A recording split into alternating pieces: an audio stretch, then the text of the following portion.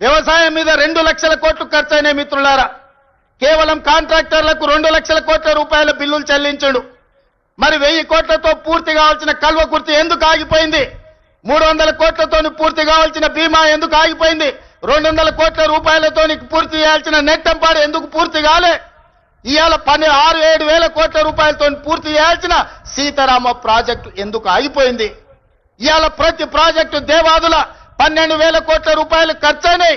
ఇంకొక 3-4 వేల కోట్ల రూపాయలు ఖర్చు పెడితే ఇవాళ దాదాపుగా 4 లక్షల ఎకరాలకు నీళ్లు వస్తాయి. ఎందుకు పూర్తి చేయలేదని నేను అడుగుతున్నా. ఉమ్మడి రాష్ట్రంలో సమైక్య పాలనలో సీమాంధ్ర పాలకులు ఆనాడు తెలంగాణ సాగునీటి ప్రాజెక్టుల మీద నిర్లక్ష్యం వహించారు. తెలంగాణను ఎడారిగా మార్చిందని చెప్పిన నువ్వు 10 ఏళ్లలో ఏ ఒక్క ప్రాజెక్ట్ అయినా పూర్తి చేసినవా? ప్రాణహిత చేవెళ్ల గాని, పాలమూరు రంగారెడ్డి ఎత్తిపోతలు గాని, కల్వకుర్తి గాని, భీమా గాని, నెట్టంపాడు గాని, కోయిల్ సాగర్ గాని, ఎస్ఎల్బిసి గాని, సీతారామ గాని, రాజీవ్ సాగర్ గాని, ఇందిరా సాగర్ గాని ఏ ఒక్క ప్రాజెక్టు 2 లక్షల కోట్ల రూపాయలు ఖర్చైనా అన్ని ఈ రోజు ఆగిపోయి ఉన్నాయి అనంటే ఈ దుర్మార్గానికి నువ్వు నీ కుటుంబం అవినీతి కాదా అని ఈ రోజు నేను అడుగుతున్న మిత్రులారా. ఇన్ని దుర్మార్గాలు చేసి ఇంత దోపిడీకి పాల్పడి 1,00,000 కోట్లు కొల్లగొట్టి 1000 ఎకరాల భూములను ఆక్రమించి ఇవాళ గోదావరి బంకంచెర్ల రేవంత్ రెడ్డి వచ్చి మొదలుపెట్టి చంద్రబాబు నాయుడుకు నీళ్లు ఇస్తున్నాడని దుర్మార్గమైన మాటలు మాట్లాడుతున్నాడు. చంద్రబాబు నాయుడుతోనే ఉండాలంటే, చంద్రబాబు నాయుడుతోనే అంటగాగాలంటే అక్కడనే ఉండేటోని కదా. ఈ రాజీవ్ గాంధీ ఆశీర్వాదం తీసుకొని ఇక్కడెందుకు ఉండేటోని చంద్రశేఖర్ రావు? ఆనాడు సోనియమ్మ నమ్మించి కాళ్ళకు దండం పెట్టి కడుపులో తలకాయ పెట్టి నీతో చేరతాని అబద్ధాలు చెప్పి నట్టేట్లో ముంచి నడి బజార్లో మోసం చేసిన చరిత్ర నీదైతే తెలంగాణ ఇచ్చిన సోనియమ్మకు అండగా నిలబడాలి. ఆమె బిడ్డగా ఈ తెలంగాణలో ప్రజా ప్రభుత్వాన్ని తేవాలి అని చంద్రబాబు నాయుడును కాదనుకొని ఇవాళ కాంగ్రెస్ పార్టీలో చేరి ప్రజా ప్రభుత్వం రావడానికి మీ అందరితో కలిసి కదం కదం కలిపిన మిత్రులారా. ఇవాళ నేను అడుగుతున్న సూటిగా చంద్రశేఖర్ రావును, నిజంగా నీకు ధైర్యం ఉంటే, నీలో నీతి నిజాయితీ ఉంటే, చిత్తశుద్ధి ఉంటే గోదావరి బంకంచెర్ల గోదావరి నది జలాల మీద శాసనసభలో చర్చ పెడదాం. స్పీకర్ కు లేఖ రాయి నువ్వు చెప్పిన తారీఖు నాడు అసెంబ్లీ పెట్టించే బాధ్యత మా శ్రీధర్ బాబు గారు తీసుకుంటారు. నువ్వు నేను చర్చ చేద్దాం. గోదావరి జలాలలో తెలంగాణకు అన్యాయం చేసింది ఎవరు? ప్రాణహిత చేవెళ్లను తరలించే 1,00,000 కోట్లు దోసుకున్నది ఎవడు?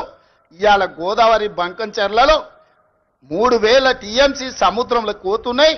రాయలసీమకు తరలించమని చెప్పింది నువ్వు కాదా? 2016లో మొత్తం వివరాలతో నేను వస్తా. నువ్వు సిద్ధంగా ఉన్నవా? నువ్వు చెప్పినాకనే కదా ఉమాభారతి గారి ఆదేశాల మేరకు చంద్రబాబు నాయుడు గారు 2016లో ఆనాడు జీవో ఇచ్చిండు. గోదావరి నుంచి బంకంచెర్లకు నీళ్లు తరలించడానికి, హంద్రీ నీవాకు 400 టీఎంసీలు తరలించడానికి 2016లోనే జీవో ఇచ్చిన మాట వాస్తవం కాదా? 2018లో వ్యాప్కోస్ను నియమించింది నిజం కాదా? వ్యాప్కోస్ సంస్థ 400 టీఎంసీలు గోదావరి జలాలను హంద్రీ నీవాకు బంకంచెర్ల ద్వారా తరలించడానికి ప్రాజెక్టు రిపోర్ట్ ఇచ్చిన మాట వాస్తవం కాదా? ఇవన్నీ నీ నాయకత్వంలో నువ్వు ఇచ్చిన బోడి ఉచిత సలహాలతోటి ఈరోజు గోదావరిలో 3,000 టీఎంసీలు నీళ్లు సముద్రంలో పోతున్నాయని నీ దిక్కుమాలిన సూచనలతోనే ఈ రోజు ఈ దరిద్రం దాపరించిన మాట నిజం కాదా? ఇవాళ నువ్వు చర్చకు సిద్ధంగా ఉన్నావా? గోదావరి జలాలను రాయలసీమకు తరలించకపోయినని రోజమ్మ పెట్టిన రాగి సంకటి రొయ్యల పులుసు తిని రాయలసీమను రతనాల సీమ చేస్తా అని చెప్పిన చవటవు నువ్వు కాదా అని నేను అడుగుతున్నా. నీకు జీవితం ఇచ్చి, నీకు బతకడానికి నీడనిచ్చి, నిన్ను ప్రజాప్రతినిధిగా చేసి తెలంగాణ ముఖ్యమంత్రిని చేసిన తెలంగాణను ఎడారిగా మార్చి వందలాది గోదావరి టీఎంసీల నీళ్లను రాయలసీమకు తరలించమని చెప్పింది నువ్వు కాదా? ఇవాళ నువ్వు సిద్ధంగా ఉన్నవా నేను అడుగుతున్న చంద్రశేఖర్ రావు గారు. నీ వంది మాగదులతో మాట్లాడించడం కాదు, నీ శనీశ్వరుడైన అల్లుడితో మాట్లాడించడం కాదు. నేను సిద్ధంగా ఉన్నా. గోదావరి బంకంచెర్ల ప్రాజెక్టు మీద నువ్వు చర్చకు రా. స్పీకర్ గారికి ప్రధాన ప్రతిపక్ష నాయకుడిగా లేఖ రాయి. శాసనసభ సమావేశాలు పెడతాం, ఎదురెదురుగా నిలబడతాం, మాట్లాడదాం. ఎవరు నిజాలు, ఎవరు జీవోలు ఇచ్చారు, ఎవరు తెలంగాణను దెబ్బతీసిండ్రో, ఎవరు నువ్వు తెలంగాణను దోక చేసిండ్రో ఎవరు కాళేశ్వరం కడితే కూలేశ్వరమైందో చర్చ చేయడానికి నువ్వు సిద్ధంగా ఉన్నవా? ఒకరోజు గోదావరి మీద చర్చిద్దాం, రెండవ రోజు కృష్ణానది జలాల మీద చర్చిద్దాం. ఉమ్మడి రాష్ట్రానికి ఆనాడు పచ్చావత్తు ట్రిబ్యునల్ 811 టీఎంసీలు ఏకంగా కేటాయిస్తే 811 టీఎంసీలలో తెలంగాణ రాష్ట్రం విడిపోయినప్పుడు నువ్వు పోయి చంద్రబాబు నాయుడు దగ్గర వంగి వంగి సంతకం పెట్టి 512 టీఎంసీలు ఆంధ్రప్రదేశ్ తీసుకోండి, 299 టీఎంసీలు నాకు సరిపోతాయని సంతకం పెట్టింది నువ్వు కాదా?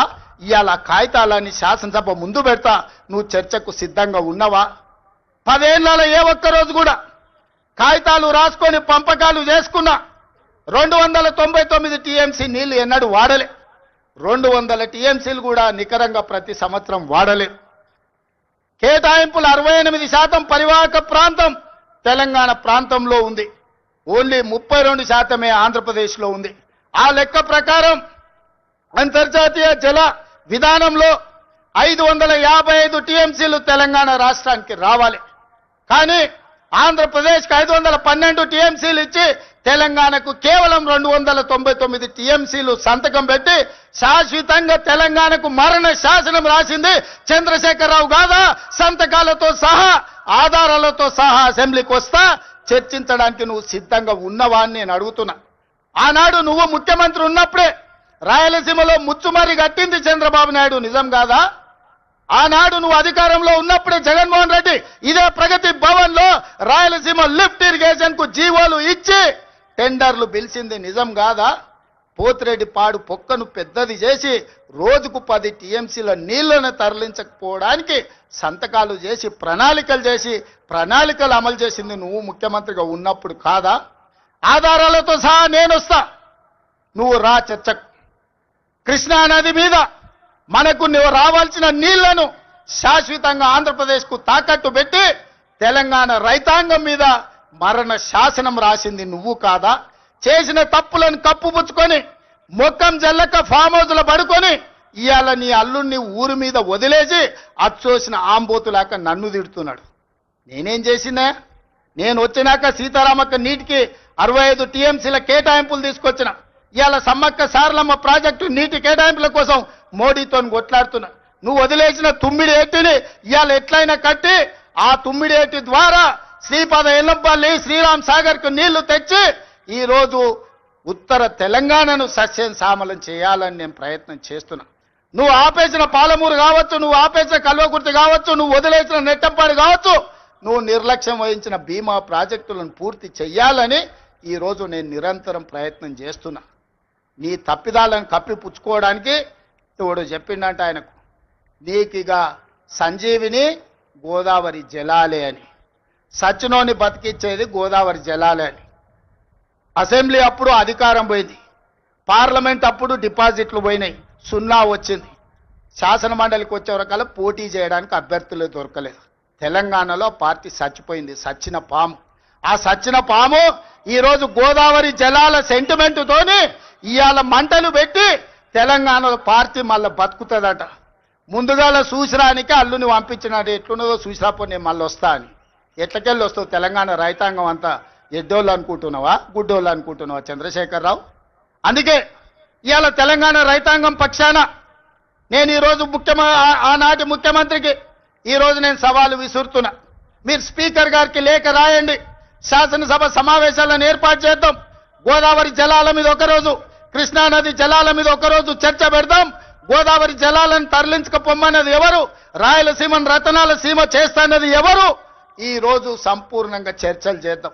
నేను తప్పు చేసినట్టు ఒక్క కాగితం చూపించినా, నేను మా ఉత్తమ్ కుమార్ రెడ్డి గారు ఆంధ్రప్రదేశ్ ప్రణాళికలు రచించినప్పుడే కేంద్ర ప్రభుత్వానికి ఫిర్యాదు చేసినాం, కేంద్ర ప్రభుత్వానికి చెప్పొచ్చినాం గట్టిగా, మీరు వాళ్ళకు సహకరిస్తే సుప్రీంకోర్టులో కలుసుకుందాం, మీ సంగతి వాళ్ళ సంగతి అక్కడ తేలుస్తామని చెప్పొచ్చింది మేము.